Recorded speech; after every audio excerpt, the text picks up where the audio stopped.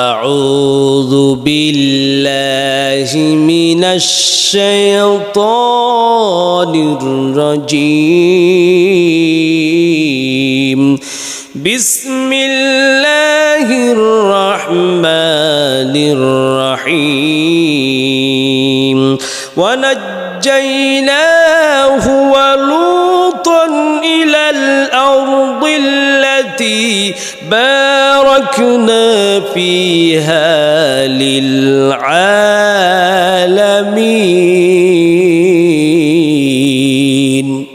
আমরা ধারাবাহিক তাফসীর শুরু করব সূরাতুল আম্বিয়া সূরাতুল আম্বিয়ার 71 নম্বর আয়াত। আসুন আমরা আজকে এই আয়াতের তাফসীর করব ইনশাআল্লাহ। আল্লাহ পাক বলছেন وَنَجَّيْنَاهُ وَلُوطًا إِلَى الْأَرْضِ الَّتِي بَارَكْنَا فِيهَا لِلْعَالَمِينَ। আল্লাহ পাক বলছেন, শোনো পৃথিবীর মানুষেরা, ওয়ানাজ্জাইনাহু ওয়ালুতান, আমি মুক্তি দিলাম, হু মানে তাকে, ওয়ালুতান এবং লুতকে, লুত আলাইহিস সালামকে। আমি আল্লাহ পাক ইব্রাহিম নবী এবং লুত আলাইহিস সালামকে আমি আল্লাহ পাক নিরাপত্তা দিয়ে নিয়ে চলে গেলাম ইলাল আরদিল্লাতি, এমন এক জমিনের দিকে, আল্লাতী বারাকনা ফিহা লিল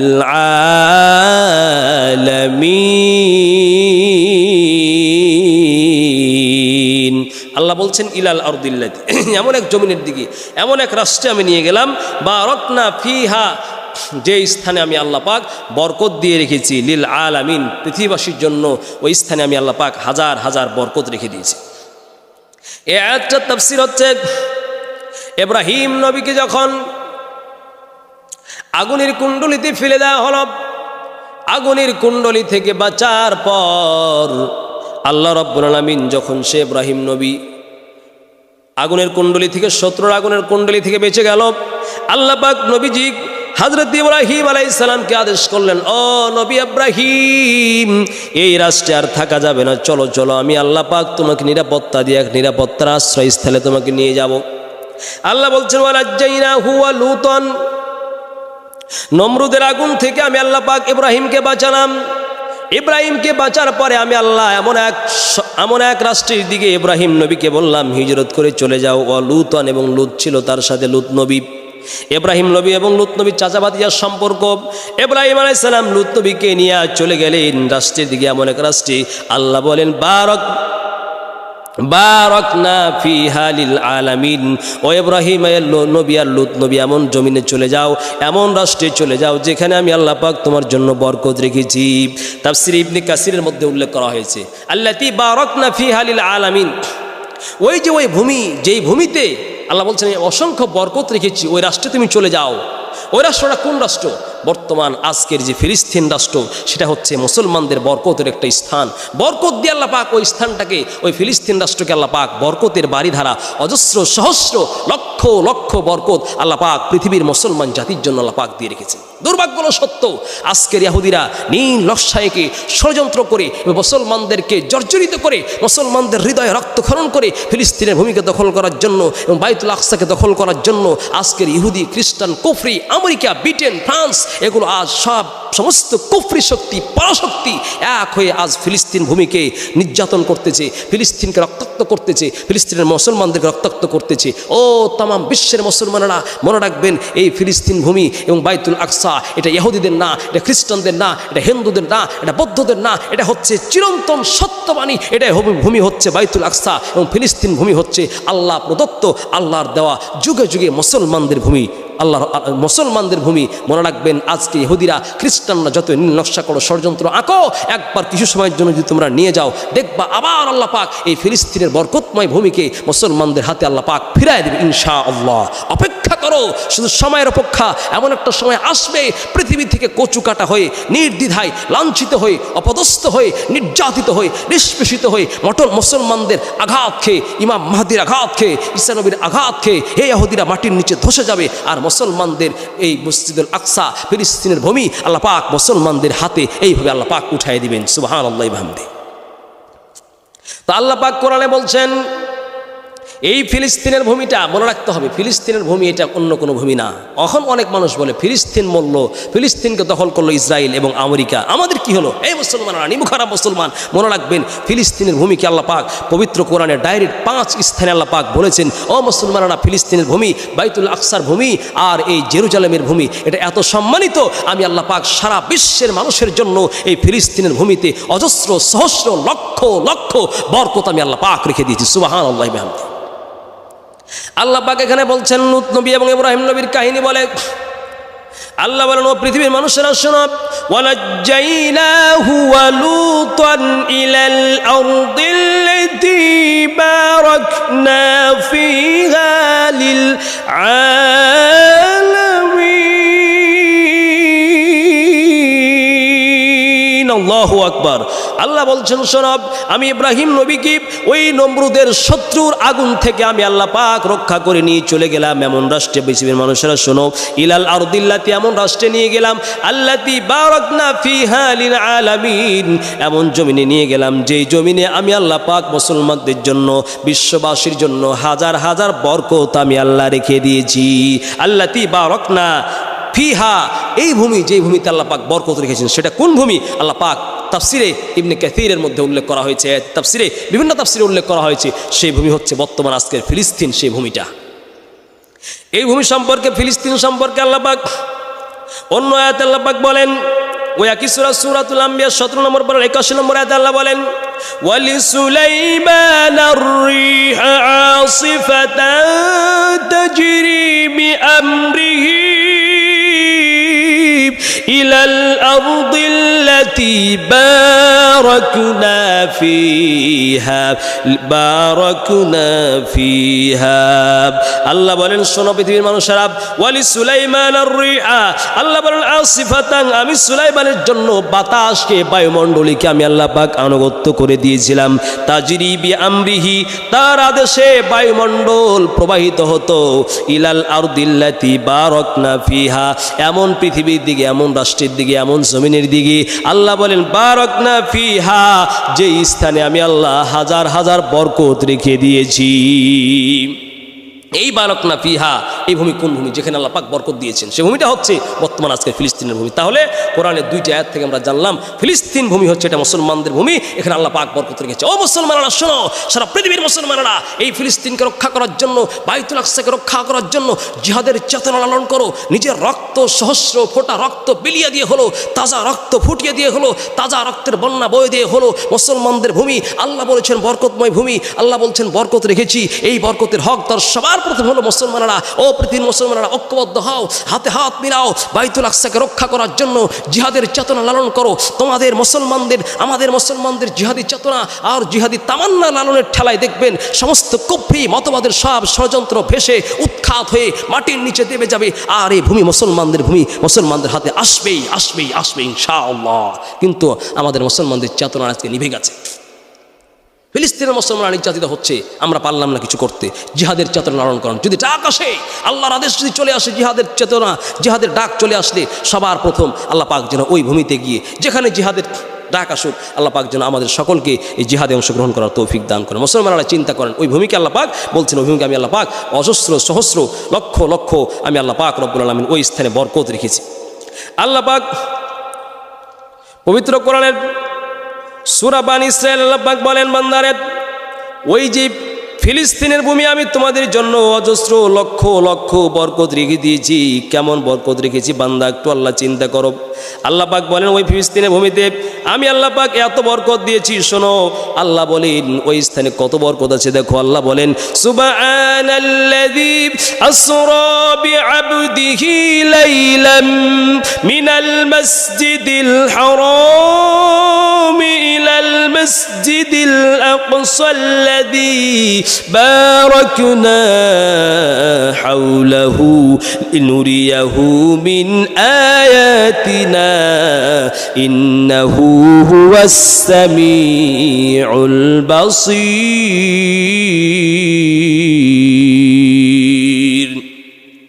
আল্লাহ পাক বলেন পৃথিবীর মানুষেরা শোনো, আমি নবীজিকে মেরাজ করেছি, মক্কা থেকে বাইতুল আকসায় নিয়ে গেছি। চিন্তা করেন ওই জায়গাটা কত দামি। আল্লাহ পাক নবীজিকে মেরাজে নিয়ে গেলেন। মেরাজে মক্কার জায়গা এমনিতেই দামি। মক্কা থেকে বাইতুল হারাম থেকে আল্লাহ বলেন আসরা বি আবদিহি লাইলাম মিনাল মসজিদিল হারাম ইলাল মসজিদিল আকসা। এই পৃথিবীর মানুষেরা শোনো, মক্কা এত দামি জায়গা। মক্কা থেকে আমি রসুলকে ঊর্ধ্ব জগতে মেরাজে নিয়ে গেলাম না, মক্কা থেকে বাইতুল আকসা আজকের ফিলিস্তিন নিয়ে গেলাম। ওই ফিলিস্তিনে নিয়ে যাওয়ার পর ওই ফিলিস্তিন সম্পর্কে আল্লাহ বলেন ইলাল মসজিদিল আকসা, মসজিদ আকসা আমি নিয়ে গেলাম।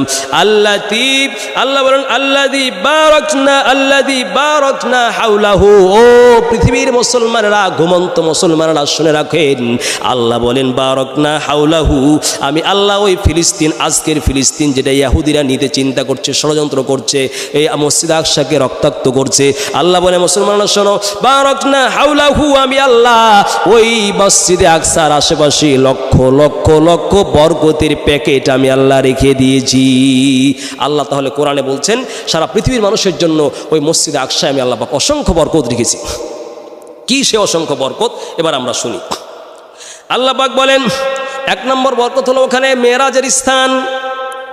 আল্লাহ তাআলা বলেন শোনো পৃথিবীর মানুষেরা, নবীজিকে আল্লাহ মসজিদে আকসা থেকে, মসজিদে হারাম থেকে, মক্কার মসজিদ থেকে আল্লাহ মসজিদে আকসায় নিয়ে গেলেন। ওই মসজিদে আকসায় যাওয়ার পর আল্লাহ রাব্বুল আলামিন ঘোষণা করলেন, নবীজি ওই মসজিদে আকসায় গিয়া সমস্ত নবীদেরকে আল্লাহ একত্রিত করলেন। 2 রাকাত নামাজ হবে।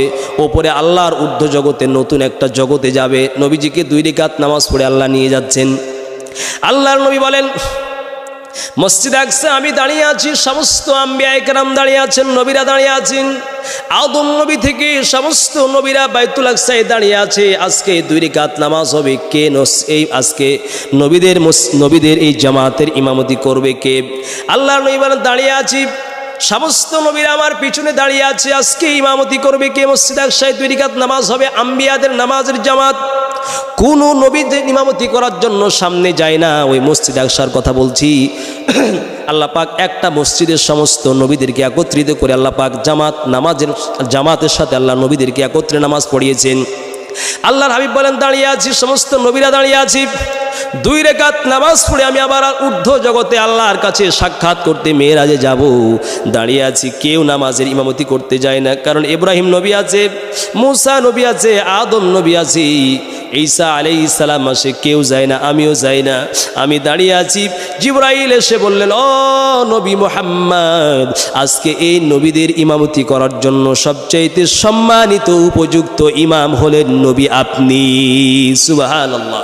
এই নবীদের জামাত একটা মসজিদে আল্লাহ পাক, পৃথিবীতে একটা মসজিদে আল্লাহ পাক সমস্ত নবীদেরকে দিয়ে 2 রাকাত নামাজ পড়িয়েছেন, সেটা হলো আজকের মসজিদে আকসা। তাহলে নবীকে দিয়া সমস্ত নবীদের নামাজের জামাত হয়েছে ওই ফিলিস্তিন মসজিদে। সম্মানিত ভাইরা আমার, ফিলিস্তিন মসজিদে কত বরকত দেখেন। 2 নম্বর। 3 নম্বর, আল্লাহর হাবিব সাল্লাল্লাহু আলাইহি ওয়াসাল্লাম নামাজ ফরজ হওয়ার পর প্রথম কেবলা হিসাবে নামাজ পড়েছেন বাইতুল আকসার দিকে মুখ করে। প্রথম কেবলা ছিল মুসলমানদের প্রথম কেবলা, বাইতুল আকসার দিকে মুখ করে নামাজ পড়েছেন বারবার। নবীজি যখন হিজরত করে আসলেন, হিজরত করে আসার পর মদিনায় চলে আসলেন। নবীজি নিজের বাবার ভিটা ছেড়ে চলে আসছেন। বুকটা কত জর্জরিত, ব্যথিত, নিজের বাড়ি ঘর সব ছেড়ে কাফেরদের যন্ত্রণায় নিজের আত্মা এবং ইমানকে বাঁচানোর জন্য চলে গেলেন আল্লাহর আদেশে। নবীজি বাইতুল আকসার দিকে মুখ করে নামাজ পড়তেন, তখনও বাইতুল্লাহ সামনেই পড়তো। চলে আসছেন হিজরত করার পরে 16 থেকে 17 মাস আবার ওই বাইতুল আকসার দিকে মুখ করে নামাজ পড়ছেন। কিন্তু নবীজির আপন বাবার ভিটা জন্মস্থান মক্কার কথা বারবার মনে পড়ছে। মনের মধ্যে বারবার চাহিদা, আল্লাহ যদি মক্কাকে আমার কেবলা করে দেওয়া হতো। প্রথমে হিজরত করার পরে 16 থেকে 17 মাস নামাজ পড়েছেন মদিনায় থাকা অবস্থায় বাইতুল আকসার দিকে মুখ করে। নবীজির মনে বারবার চাহিদা, আল্লাহ গো মক্কা আমার নারীর স্থান, মক্কা আমার নারীর সাথে সম্পৃক্ত, ওখানে আমি জন্মগ্রহণ করেছি, ওখানে বাইতুল্লাহর খেদমত করেছি, জন্মগ্রহণ করেছি। আল্লাহ যদি আমার শত্রু আমাকে তাড়ায় না দিত, বাইতুল্লাহ আমি থাকতাম, কিন্তু থাকতে পারলাম না। শত্রুদের যন্ত্রণায় আপনার আদেশে মক্কায় চলে এসেছি আল্লাহ, কিন্তু ওই দিকে মুখ করে আমার নামাজ পড়তে ইচ্ছা করে। আল্লাহর নবী বর্তমান আজকে একটা দেখবেন যে মক্কায় মসজিদ আছে, ওই মসজিদের নাম হলো মসজিদে কেবলাতাইন, 2 কেবলার মসজিদ। নবীজি আসর অথবা জোহরের নামাজ পড়তেছেন, 2 রাকাত নামাজ পড়া হয়েছে। আল্লাহ পাক আদেশ করলেন, সূরাতুল বাকারা 144 নম্বর আয়াতে আল্লাহ বলেন, ফাওয়াল্লি ওয়াজহাকা শাতরাল মাসজিদিল হারাম। ও নবী, আমি আপনার অন্তরের মধ্যে মক্কার প্রতি একটা আগ্রহ এবং ভালোবাসা, মহব্বত, সম্প্রীতি, আজকে আপনি বাইতুল আকসা থেকে ফিরে আজকে থেকে আপনি মদিনার দিকে, মক্কার ওই মসজিদে হারামের দিকে মুখ করে নামাজ পড়েন। তাহলে বোঝা গেল মুসলমানদের প্রথম কেবলা হচ্ছে এই মসজিদ। 4 নম্বর দেখেন, ফিলিস্তিনের ভূমিটা এত সম্মানিত, মসজিদ আকসা এত সম্মানিত। আল্লাহর নবী বলেন, বুখারী শরীফের 3425 নম্বর হাদিস, আবু যার গিফারী রাদিয়াল্লাহু তাআলা আনহু নবীজিকে জিজ্ঞাসা করলেন, কুলতু ইয়া রাসূলুল্লাহ আইয়ু মাসজিদিন বুজিয়া ফিল আরদি আউয়ালুন। নবী গো, পৃথিবীতে কোন মসজিদের ভিত্তি স্থাপন করা হয়েছে? আল্লাহর হাবিব বলেন, শোনো ও আবু যার গিফারী, ক্বালা আল মসজিদুল হারাম। মসজিদে হারাম পৃথিবীতে সবচাইতে দামি মসজিদ এবং সবচাইতে প্রথম মসজিদ এটা স্থাপিত হয়েছে। হযরত আবু যার বলেন, ইয়া রাসূলুল্লাহ, এরপরে কোন মসজিদ নির্মাণ করা হয়েছে? আল্লাহ নবী বলেন, শোনো শোনো, এরপর পৃথিবীতে দ্বিতীয় মসজিদ হলো ক্বালা আল মসজিদুল আকসা। ফিলিস্তিনে যে মসজিদ আকসা আছে, এই মসজিদ হচ্ছে পৃথিবীর 2 নম্বর মসজিদ। অতএব এই মসজিদের সম্মান আল্লাহর কাছে বেশি। ও পৃথিবীর মুসলমানেরা, মসজিদে আকসা তোমাদের মসজিদ, আমাদের মসজিদ। মসজিদে আকসাকে স্বাধীন করার জন্য রক্ত দিয়ে হলেও প্রতিজ্ঞাবদ্ধ হন, মনের মধ্যে স্পৃহা রাখেন, এ মসজিদে আকসা আমাদের মসজিদ। আমরা মুসলমান জবরদখলকারী কাফের এবং মুশরিক এবং সন্ত্রাস বাহিনী ইহুদি আর খ্রিস্টানদের থেকে এ মসজিদে আকসাকে আমরা স্বাধীন করবই ইনশাআল্লাহ। সারা পৃথিবীর ইহুদিরা খুব ধৈর্য ধারণ করো, আর সারা বিশ্বের মুসলমানরা লক্ষ্য করে শোনেন, এমন একটা সময় আসবে, ইমাম মাহদী আসবে, ঈসা আলাইহিস সালাম নেমে আসবে। ওই ঈসা আলাইহিস সালামের রক্তের ঈসা আলাইহিস সালামের তরবারের আঘাতে দেখবেন দাজ্জাল ধ্বংস হবে, আর হানাদার বাহিনী, কুখ্যাত বেঈমান সন্ত্রাস বাহিনী ইহুদিরাও ধ্বংস হবে ইনশাআল্লাহ। পৃথিবীতে শান্তি শৃঙ্খলাকে মূলোৎপাটন করে মাটির নিচে মিশিয়ে দিয়ে একটা পৃথিবীকে, শান্তিময় পৃথিবীকে অশান্তি করার মূল গুরুনাট এবং মূল খলনায়ক হচ্ছে বর্তমান যুগে ইহুদিরা, ঠিক কিনা? এই জন্য ইহুদি বাহিনী হচ্ছে মুসলমানদের দুশ্মন, ইহুদিরা হচ্ছে সারা পৃথিবীর সন্ত্রাস, ইহুদিরা হচ্ছে আল্লাহর সাথে নাফরমানি করেছে, অসংখ্য নবীদেরকে হত্যা করেছে, ইহুদিরা বেঈমান, ইহুদিরা মুসলমান জাতির শত্রু। মুসলমানরা সব ঐক্যবদ্ধ হবেন ও মুসলমান জাতি। এই জন্য আপনাদেরকে একটু বিনয় করে বলি, আপনারা আমাদের ইমানি বলে বলিয়ান হয়ে মুসলমানদের বিরুদ্ধে লড়াই করব। আমরা ইহুদিদের বিরুদ্ধে লড়াই করব ইনশাআল্লাহ। আর ইহুদিদের বিরুদ্ধে লড়াই করতে হলে একটা কথা আপনাকে মনে রাখতে হবে, আজকে আমি আমার স্থান থেকে পণ্য বয়কট করছি, এটা অনেক ভালো কাজ, কিন্তু যতদিন পর্যন্ত মুসলিম জাতি ইহুদিদের চেতনা এবং ইহুদিদের আদর্শকে আমরা বর্জন না করব, ততদিন পর্যন্ত এই ইহুদিদের সাথে আমরা লড়াই করে সফল হতে পারবো না। ফজরের নামাজ আপনি পড়ছেন না, ফজরের নামাজ পড়ে আপনি না পড়ে ঘুমিয়ে আছেন, বুঝতে হবে এটা ইহুদিদের আদর্শ। ইহুদিদের আদর্শ বর্জন করেন, সুদের সাথে সম্পৃক্ত আমার আপনার কন্যা, আমার আপনার বউ, ঘরের বউটা বিপদা, এটা হচ্ছে ইহুদিদের অভ্যাস।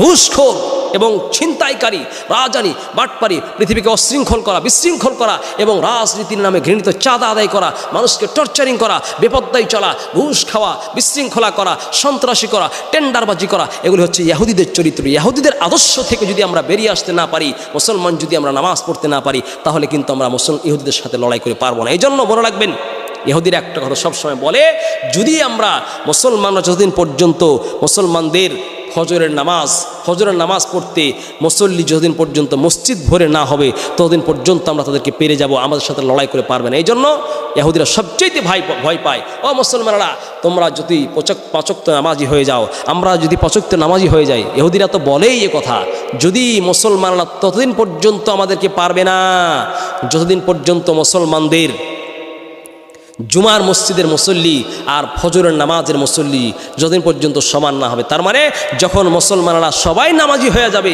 আর মুসলমানদের ফজরের জামাত, ফজরের নামাজে মুসল্লিতে মসজিদ ভরে যাবে, সেই দিন কিন্তু আমরা আর মুসলমানদেরকে পারবো না। এই জন্য প্রিয় মুসলিম ভাইরা আমার, খুব লক্ষ্য করতে হবে এবং খুব মনে মনে আমাদেরকে একটু প্রতিজ্ঞাবদ্ধ হতে হবে যে এই মুসলমানরা আমরা আদর্শ চেতনাগতভাবে আজকে আমরা ইহুদিদের সাথে আমরা পারতেছি না, মুশরিকদের সাথে পারছি না। আমার ঘরের মধ্যে আজকে ইহুদিদের চরিত্র, ইহুদিদের মতো আমার ঘরে পুতুল সাজানো, ইহুদিদের মতো আমার মসজিদে মুসল্লি নেই, ইহুদিদের চরিত্রের মতো আজকে আমার গান বাজনা দিয়ে আমার বিবাহ উদযাপন হচ্ছে। আমি হালাল হারামের পার্থক্য করতে পারি না, কেন মুসলমান? ও মুসলমান, আপনার কি লজ্জা শরম হয় না? আপনি কি ইহুদিরাও সকালবেলা রাত্রে পর্যন্ত টিভি দেখে, সিনেমা দেখে, টেন্ডারবাজি করে, ঘুষখড়ি করে, মানুষের বিরুদ্ধে ষড়যন্ত্র করে, আর ফজরের নামাজের আজান হচ্ছে তাও পরে ঘুমাইতেছে মুসলমানরা। ও মুসলমানরা, কি করতেছেন আমরা? আপনি কি করতেছি? আপনার ওই ইমান, আপনার কি একটু চিন্তা হয় না? আপনার কি একটু শরম হয় না? আপনার কি একটু মনের মধ্যে কি আমি একটু প্রবোধ দিতে পারি না? হাই হাই হাই, ফজরের নামাজ হচ্ছে, ফজরের আজান হচ্ছে, আমি কেন মসজিদে উঠে আসতে পারি না? তাহলে আমার ফজরের নামাজ নাই, জোহরের নামাজ নাই, জুমার নামাজ নাই, হালাল হারামের পার্থক্য নাই। আপনার জুমার নামাজ যে নাই, ফজরের নামাজ যে নাই, জোহরের নামাজ যে নাই, জানাজার নামাজ পড়ে আমার জন্য কি হবে? আপনার বিবাহ সারিতে মুসলমানদের চরিত্র নাই, মুসলমানদের আমার কোনো আদর্শ নাই, নবীজির কোনো আদর্শ নাই। সারাদিন গান দিয়ে বিবাহ উদযাপন হচ্ছে, আর একটু সময় গিয়া মসজিদের ইমামকে দিয়ে বিবাহ পড়াচ্ছেন। ইসলাম মানার কি দরকার? একটু কি আপনার লজ্জা শরম হয় না? মুসলিম যদি এমন হয়ে যেত সারা পৃথিবীতে মুসলমানদের যারা নামাজ পড়ে না তাদের জানাজার নামাজ হয় না, যদি এমন হয়ে যেত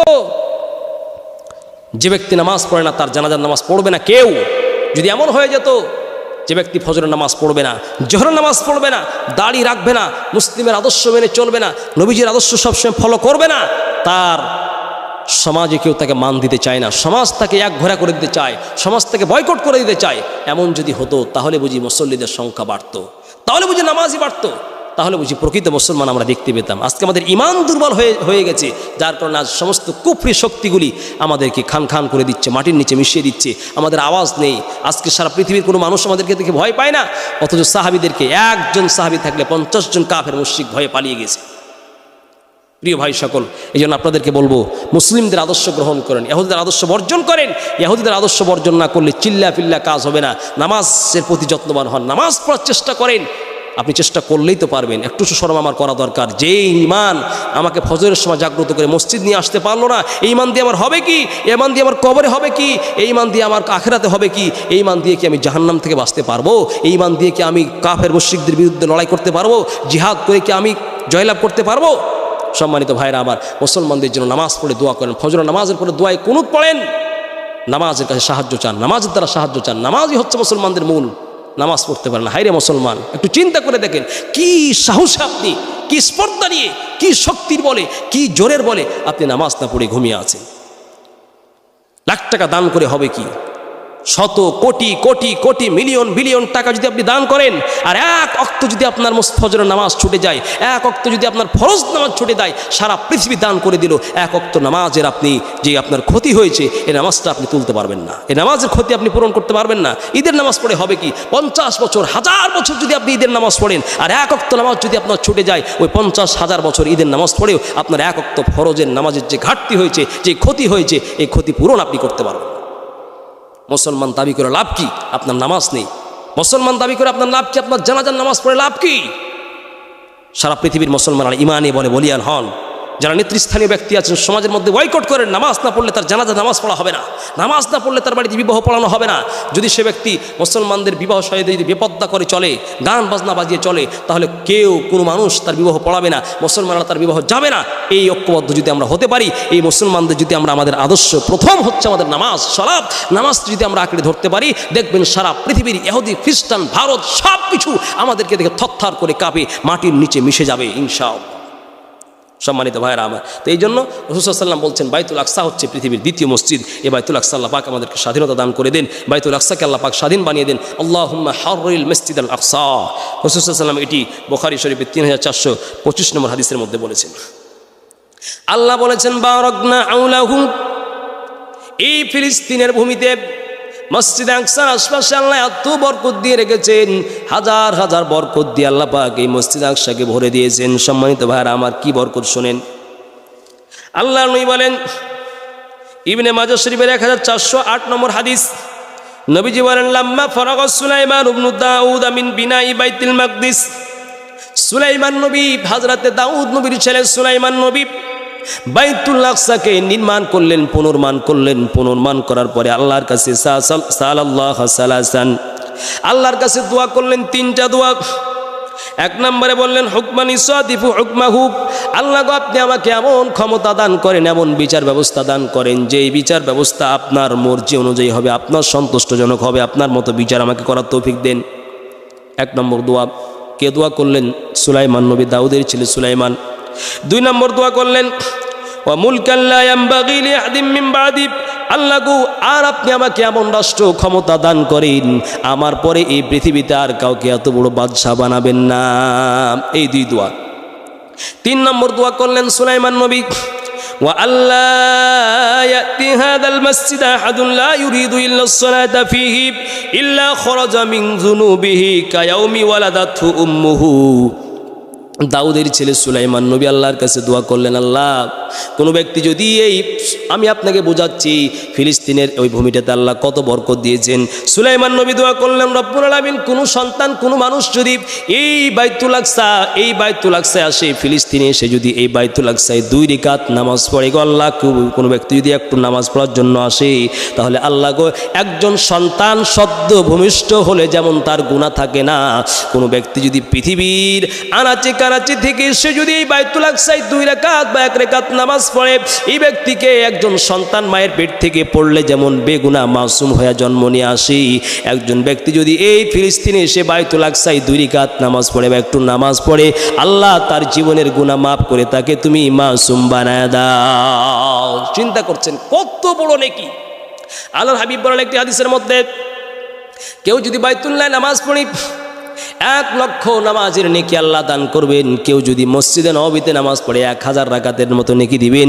আর কেউ যদি ফিলিস্তিনের ওই ভূমিতে বাইতুল আকসায় গিয়ে যদি কেউ নামাজ পড়ে, তাহলে বাংলাদেশের একটা মসজিদে যত নামাজ পড়লে যে নেকি হবে, আল্লাহর হাবিব বলেন এইরকম 500 রাকাত নামাজ যদি কেউ দুনিয়া বাংলা তার দেশে পড়ে, অন্য মসজিদে পড়ে, আর 1 রাকাত পড়তে পারে, 500 রাকাত নামাজের নেকি আল্লাহ দান করবেন। প্রিয় ভাইরা, এই জন্য বাইতুল আকসা আমাদের, এটা জবরদখলকারী সন্ত্রাস বাহিনী ইহুদিদের না। আল্লাহর কাছে দোয়া করো, আল্লাহুম্মা আহলিকিত তাগুত ওয়াল মুনাফিকিন, আল্লাহুম্মা আহলিকিল ইয়াহুদ, আল্লাহ ইহুদিদেরকে ধ্বংস করো আল্লাহ, আর এই মুসলমানদের বাইতুল আকসা আল্লাহ মুসলমানদের হাতে ফিরায় দাও।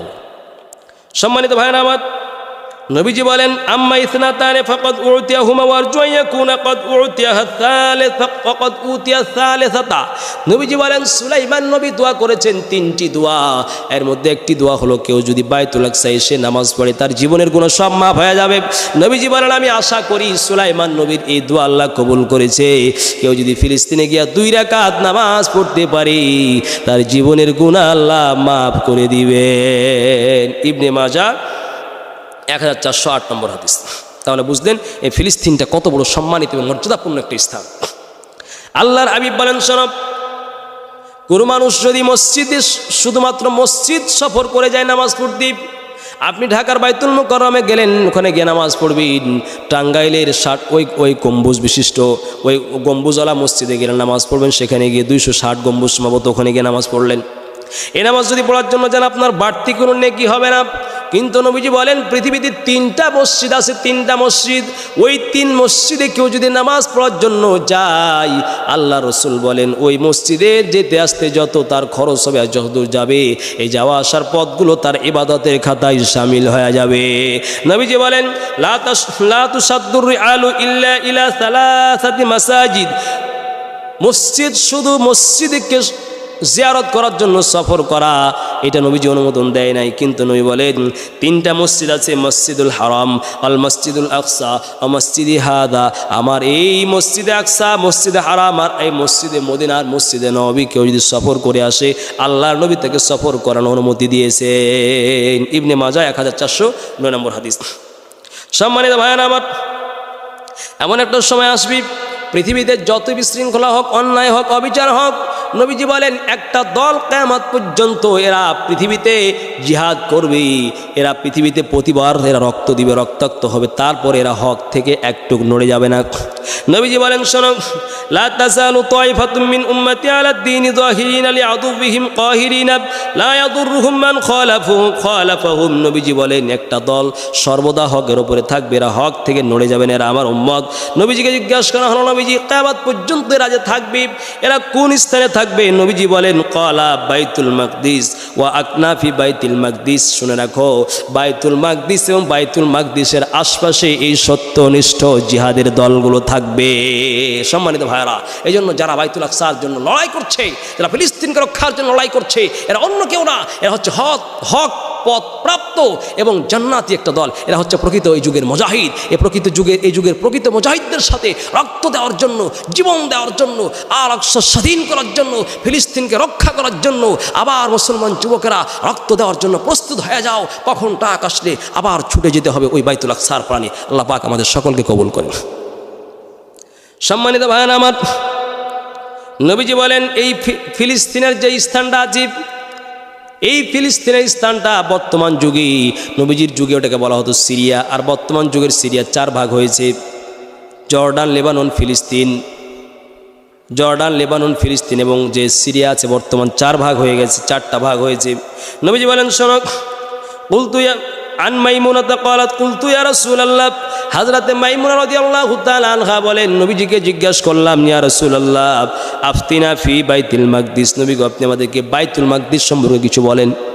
নবীজি বলেন শোনো রে মাইমুনা, ক্বালা আরদুল মাহশারি ওয়াল মানশার, ও মাইমুনা শোনো, এই বাইতুল আকসার আশপাশটাকে আর ফিলিস্তিনের আশপাশটাকে, বাইতুল আকসার পাশে আল্লাহ রাব্বুল আলামিন তামাম বিশ্বের মানুষের জন্য আল্লাহ পাক কিয়ামতের স্থান বানাবেন। ওটা কিয়ামতের স্থান, আরদুল মাহশার ওয়াল মানশার। আল্লাহ নবী বলেন ইতুহু ফাসাল্লু ফিহি, শোনো বাইতুল আকসায় যাও, বাইতুল আকসায় গিয়ে নামাজ পড়ো। ফাইন্না সালাতা ফিহি কালফি সালাতিন ফি গায়রিহি, কেউ যদি বাইতুল আকসায় 1 রাকাত নামাজ পড়ে, নবীজি বলেন কেউ 1 রাকাত নামাজ পড়লে 1000 রাকাত নামাজের সওয়াব আল্লাহ তার আমলনামায় লিখে দিবেন। সুবহানাল্লাহ। নবীজি বলেন, হযরত মাইমুনা বলেন কুলতু আরাআইতা ইল্লাম আস্তাতিব, আল্লাহ নবীকে মাইমুনা জিজ্ঞাসা করলেন, নবী গো ওই বাইতুল আকসা অনেক দূরে, সবাই তো যেতে পারবে না, তবে না যেতে পারলে, সামর্থ্য না থাকলে কি করবে? নবীজি বলেন আনতাজাম্মালা ইলাইহি ক্বালা ফাহুদিয়া লাহু যাইতান ইসরাজু ফিহি ফামান ফাআলা যালিকা হুয়া কামান আতাহু।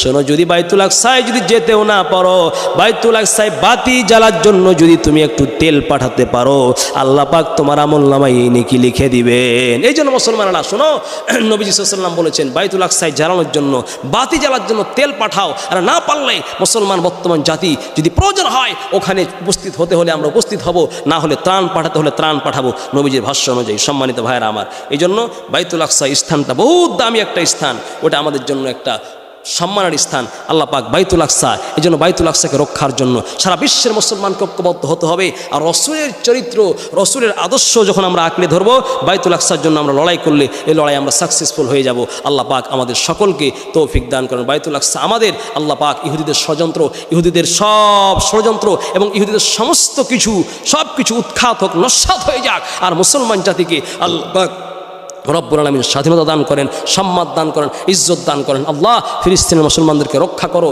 আল্লাহ বাইতুল আকসাকে রক্ষা করো। আল্লাহুম্মা হাররিল মসজিদুল আকসা, আল্লাহুম্মা হাররিল মসজিদুল আকসা, আল্লাহুম্মা আহলিকিল ইয়াহুদ, আল্লাহুম্মা আহলিকিল ইয়াহুদ, আল্লাহুম্মা আহলিকিল ইয়াহুদ ওয়া নাসরুম মিনাল মুমিনিন।